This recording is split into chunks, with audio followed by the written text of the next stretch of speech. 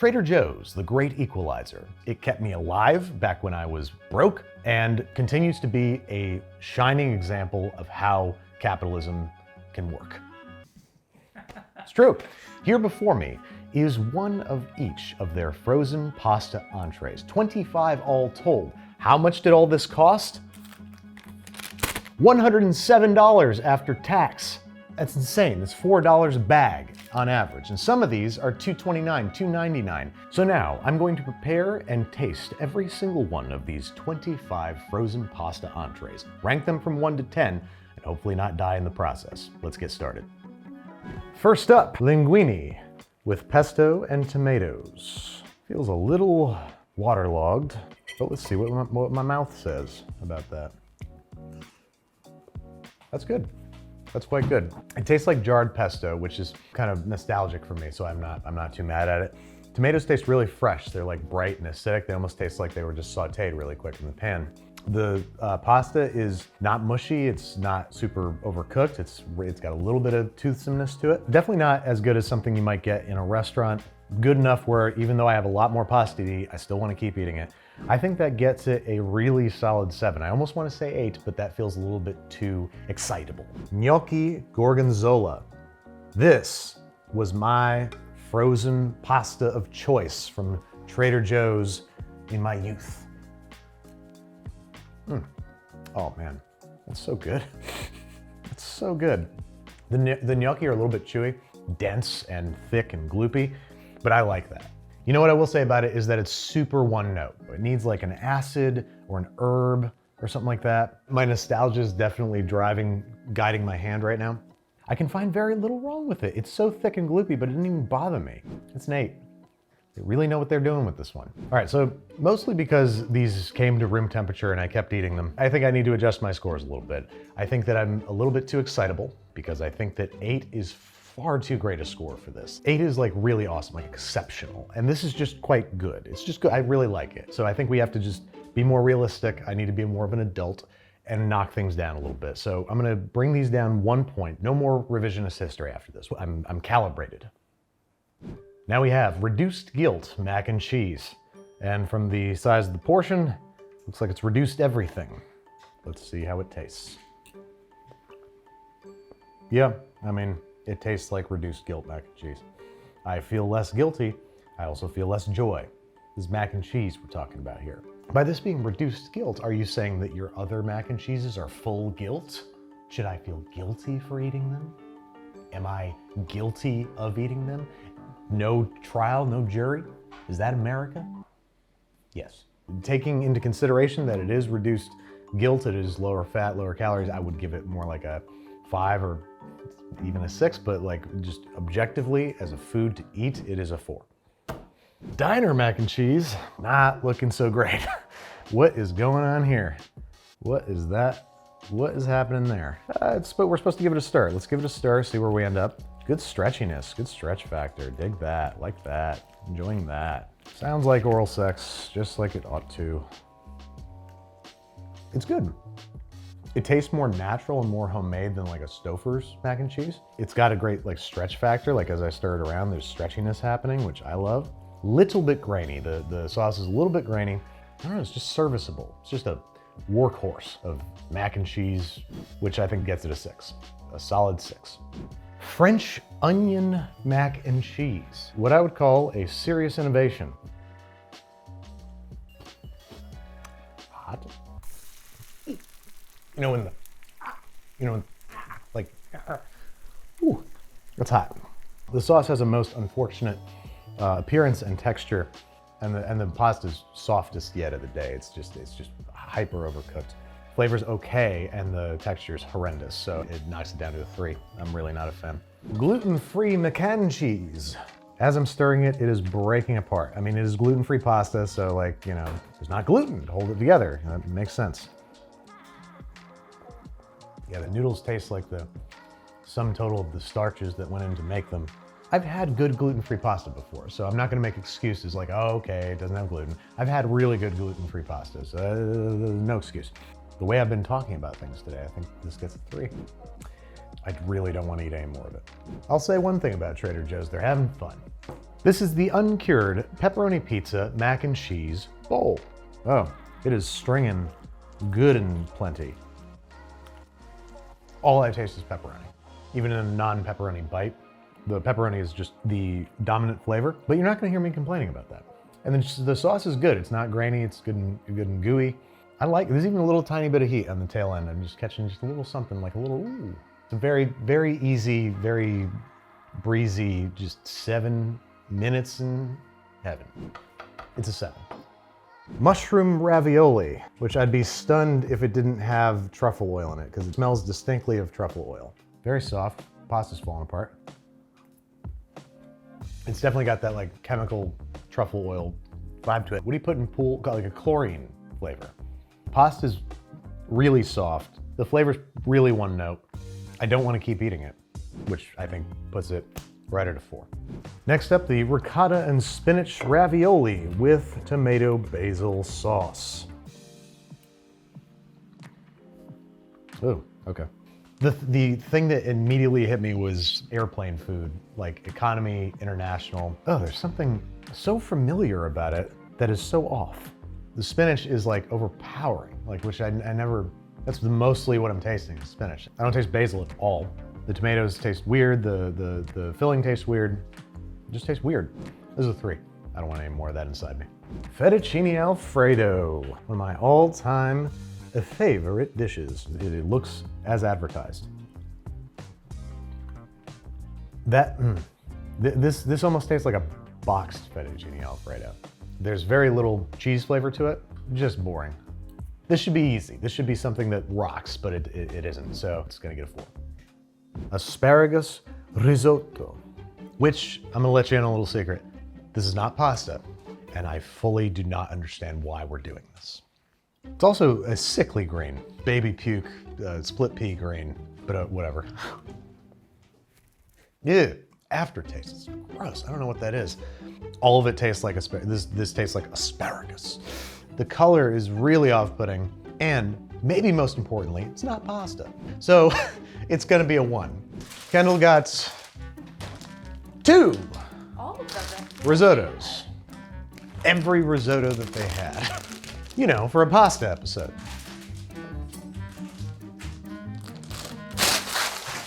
Oh. You know, we need to sharpen these knives. Okay.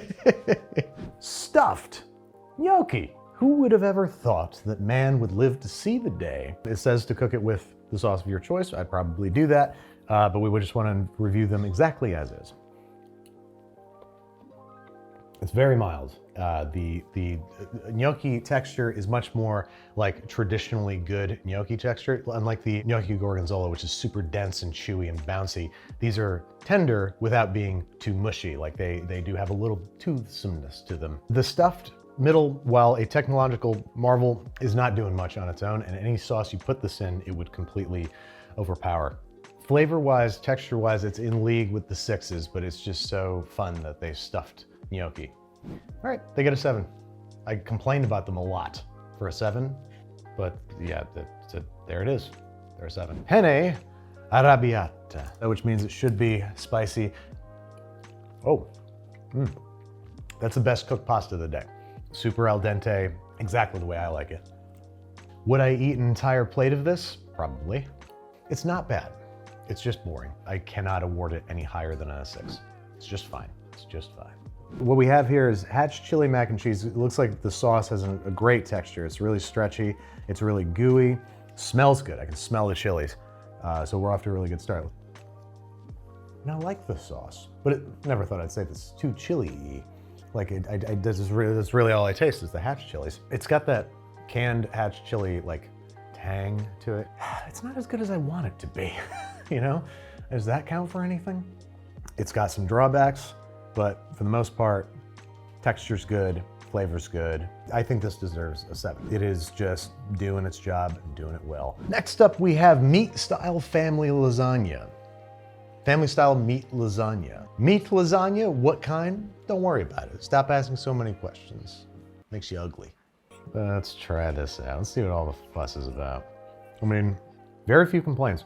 Oh, there's ricotta. God damn it! Ooh, I hate ricotta in a lasagna. For a ricotta lasagna, it's not bad. It's crumbly for sure, but it's not dry, which is really the death knell of ricotta lasagna. I want to be generous and give it a 6, but I just don't see how it deserves it. I just don't. That's a 5, that's a 5. I'm not deriving pleasure from eating this. I'm just eating it and it's good. Gnocchi, Cacio e Pepe. This looks fan-tastic, if I'm being honest. Very different gnocchi here. They're bigger, they're not ridged. And the sauce, like, it looks crazy. Like, it's very hard to make a sauce, a Cacio e Pepe sauce like this in real life. So, not like, this is still real life, but you know what I mean. That's fabulous. This is just like really super proficiently made gnocchi. It's tender, but slightly toothsome. I would take it a little more toothsome personally, but it's like objectively good. And the sauce is fantastic. It's thick, it's creamy, and it tastes distinctly of pepper and Romana. That's it. And that's exactly what it's supposed to be. I might not have thought this from a restaurant, but I certainly wouldn't have thought that it came out of a bag frozen. It's very impressive. This is going to garner the first 8 of the day. Hats off. These are cheese-filled fiocchetti, nicely cooked. So, okay, I'm not getting any of the cheeses in the pasta. It's like cream with a hint of tomato in it. So it's basically just pasta in cream, which sounds nice, but like very boring. There's nothing bad about it. There's nothing like, ugh. It's just boring. It's a 6. It's better than dead average, but not by much.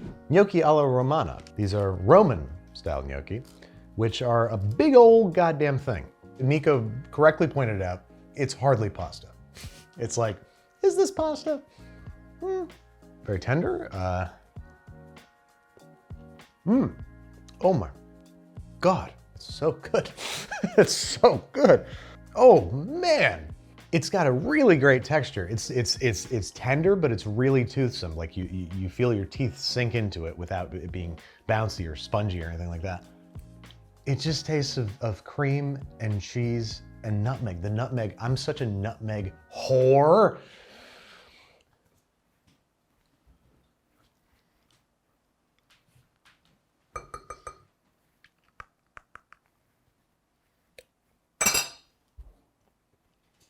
Nine. It's a 9. It just blew away my expectations of what a frozen pasta product could be like. The flavors were all there, the texture's there. The look isn't there. That's literally why it's not getting a 10. If it looked dope, then we'd be having a different conversation right now. It's a 9. Wow. Frozen carbonara?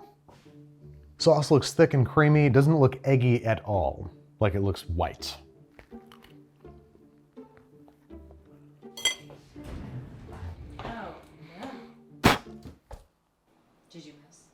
In every imaginable direction. The pancetta tastes gross. It's really funky, but not in a cured way. I don't know, it tastes like old pork. Like it tastes like, you know, if this were in the fridge and I was eating leftovers, I'd be like, oh, no, shouldn't eat that. The sauce is pretty tasty. Spaghetti is stunningly not overcooked. Man, I would be dodging those pieces of pork like bullets. Ugh, I'm inclined to give it a 4 because of the ham. This is the first unappetizing thing that we've had today where it's like, ugh.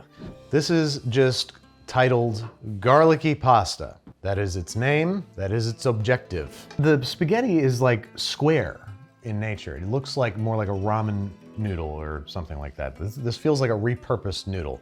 And even though I don't see it in the ingredients list, on the photo there are sesame seeds on Italian pasta. Very interesting. I think I have an explanation. Definitely not spaghetti. That's some kind of Asian noodle, is it not? Nico has informed me that this is a rendition of a San Franciscan fusion dish where the spaghetti is either cooked in or has alkali added to it to give it a ramen-like bounce. And they've succeeded in that. It's very ramen-like. There's nothing about this pasta that's Italian. I'm not offended by that, I don't care, but why'd you do it? You know what, the only thing I dislike about it is that it reminds me of something I would have thrown together on my hot plate in college. Like I would be like, hey, you know, soy sauce and garlic and spaghetti probably work together. This is so weird. I'm having such a hard time with this one. Go to your gut. Go with my gut. My gut said 7, but it doesn't feel right. My gut then says 6. Then what does it say? F***ing quit while you're ahead, Andy. The pasta texture is awesome. The sauce flavor is good. It's all there is to it. It's those two things. So it's awesome, good, 7. Here we go, folks. We got ourselves sweet potato gnocchi in butter sage sauce. They've really got their sauce game down to a sauce science, which is sauce science. Tiny bit too soft, but still good. Taste of butter, cheese, and sage, and then it's on sweet potato gnocchi that have a decent texture. This is good. This belongs in the realm of the 7s. Surprisingly good, very different 7. Gnocchi alla Sorrentina, or gnocchi of Sorrento. Why do we call it Sorrento and they call it Sorrentina? Why are cities called other things in other languages? That doesn't make sense.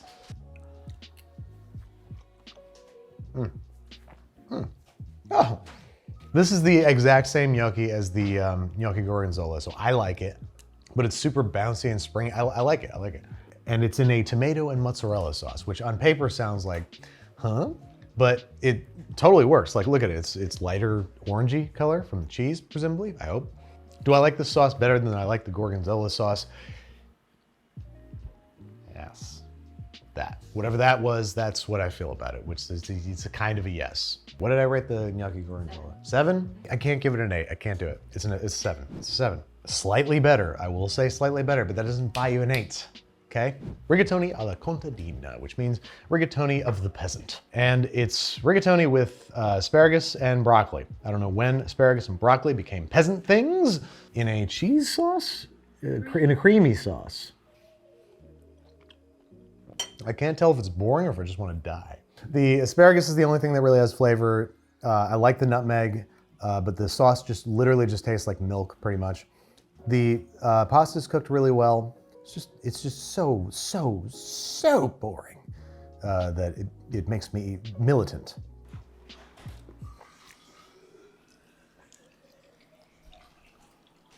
So sorry, I'm so thirsty.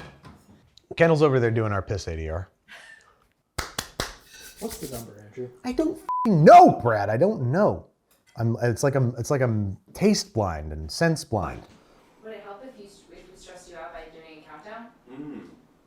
5, 4, 3, 2, 1. 10! It's a 5. It's a 5. Wow. Spaghetti Cacio e Pepe. We've already seen that Trader Joe's is capable of making an incredible Cacio e Pepe sauce right out of the bag, so I'm hoping this will be no exception. It's remarkable. It's somehow better than the gnocchi Cacio e Pepe in that it's spicier. Like, I have the feeling of heat. There's more pepper in this, and the cheese is even more pronounced. And even though I just overcooked this, it's perfectly al dente. If anything, I would say overcook this because, like, it's perfect. It's indistinguishable from a homemade Cacio e Pepe. And it's better than the gnocchi. It's spicier. There's more pepper. It's exactly what I want in Cacio e Pepe. The sauce is spicy. It's creamy. Really cheese, Pecorino Romano forward. I love it. I love it. I'm trying to find any difference between this and a restaurant Cacio e Pepe. It's stunning. It's a 10. It's a 10. It's a perfect Cacio e Pepe. Here we are, folks. The top 3. Spaghetti Cacio e Pepe, gnocchi alla Romana, and Cacio e Pepe gnocchi. Apparently, I like Cacio e Pepe a whole lot, and I'm very, very impressed that they were able to make a really, really, really good one come out of a bag. And also, these gnocchi alla Romana, they were so well seasoned. The nutmeg was beautiful, the cheese was just right, and the texture was just mwah! And they're an 8, 9, and a first ever 10. I've never given a 10 in my entire 4 episodes of doing this. And fittingly so, because I could not find a thing wrong with this. It was perfectly cooked, perfectly seasoned. The sauce was super creamy and gooey. The pepper was spicy. The cheese was pungent. It was dead on. Perfect. Except for the fact that I'm now seeing that there were apparently 3 servings in this thing. Thank you so much for joining us, and let me know whatever stuff you want in the comments. Just say whatever you want. Just say anything. Just type, just elbows on your keyboard and hit enter and call it a day. Thank you.